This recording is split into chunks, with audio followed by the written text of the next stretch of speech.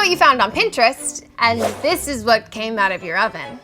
Gross. So you know that saying that says it's as easy as pie? Well, pie is not that easy, but with a few tips and tricks, it can be.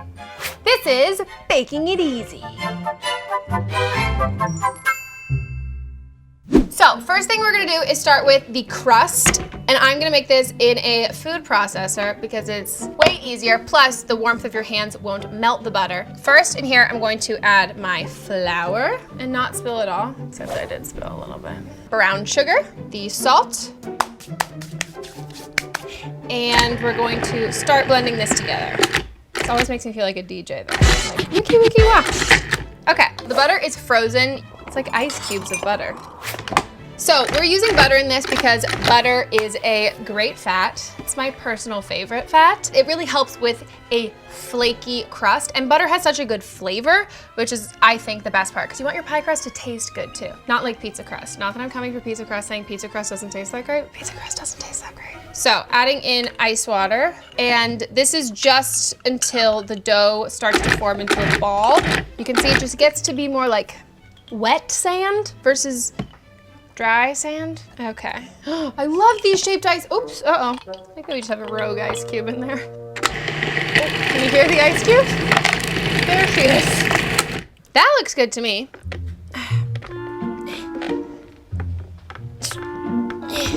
I take like a month off from working out and I suddenly have no muscles.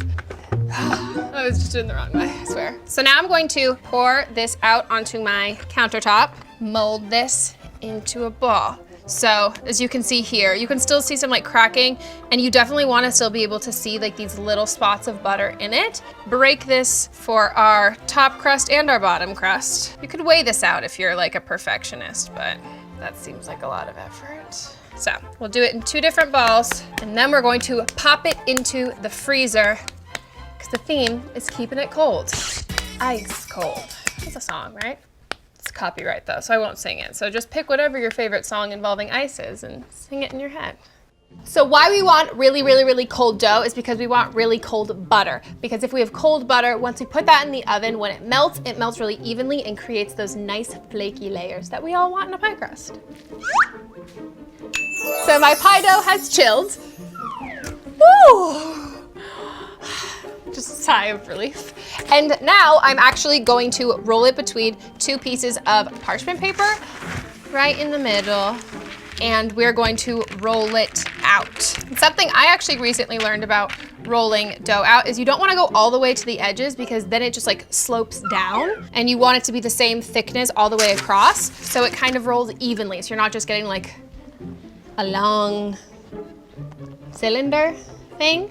10 million years later, and a couple, bicep cramps, we've got a very nice, thin, even crust.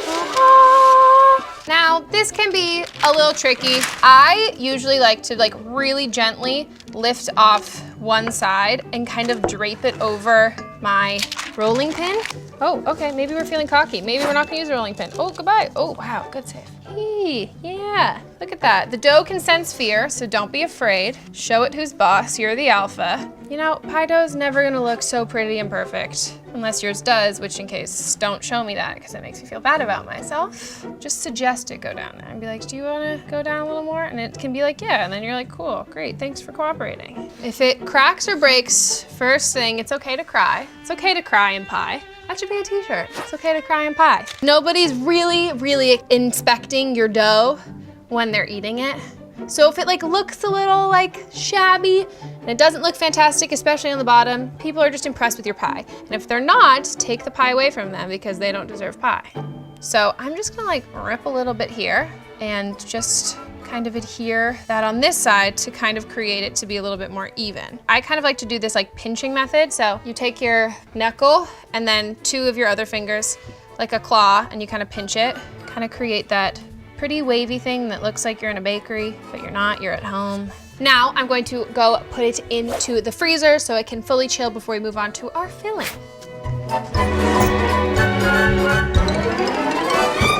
So now I'm going to get my pie dough out of the freezer and use it for the top. So easy. It's like that SpongeBob title card when it's like 10,000 years later.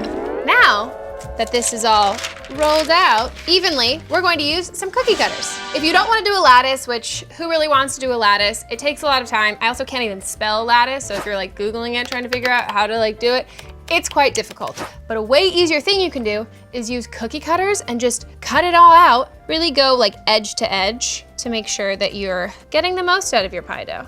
Because we worked hard for this. If they break, just like encourage them.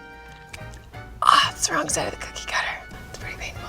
So using cookie cutters is a way easier way to make your pie look really professional and pretty, but it doesn't take a lot of effort, and it's gonna look all nice, like a bouquet. And now we are going to put this into the freezer because we want these to be very cold before we bake them. Otherwise, they'll just turn into blobs in the oven, and that won't be cute. So freezer time. So now it's time for the filling. As you can see, I am making a cherry pie, but you can really use this formula for a ton of other fruit pies. I'm gonna start with my pitted cherries in here, and then my sugar, cornstarch, great thickener, and also some vanilla, and secret ingredient is almond extract. It just makes like a complex flavor profile. Buzzwords. I don't wanna say it smells like lotion, but it smells like something I like wanna put on my body. I'm just gonna mix it up, and you can even see the cornstarch is really soaking up that liquid.